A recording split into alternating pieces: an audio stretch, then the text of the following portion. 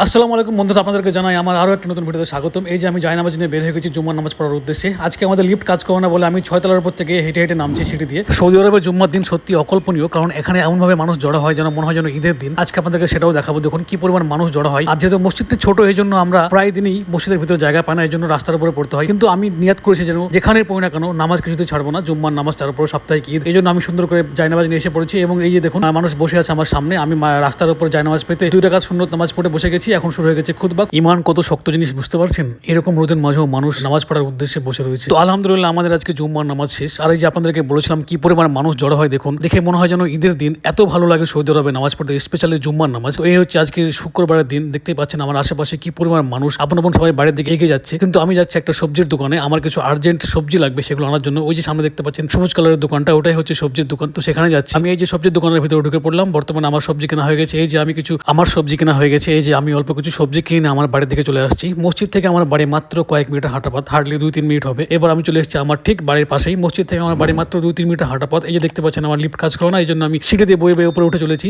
6 তলা। আমি পুরোপুরি ভাবে হাঁপিয়ে গেছি, আমার অবস্থা খুব কাহিল। তো আশা করি আজকের আমার এই ভিডিওটি আপনাদেরকে ভালো লেগেছে। ভালো লেগে থাকলে আমার চ্যানেল এবং ফেসবুক পেজ দ্য বঙ্কতাকে সাবস্ক্রাইব করার জন্য অনুরোধ করবো। দেখা হবে পরের ভিডিওতে।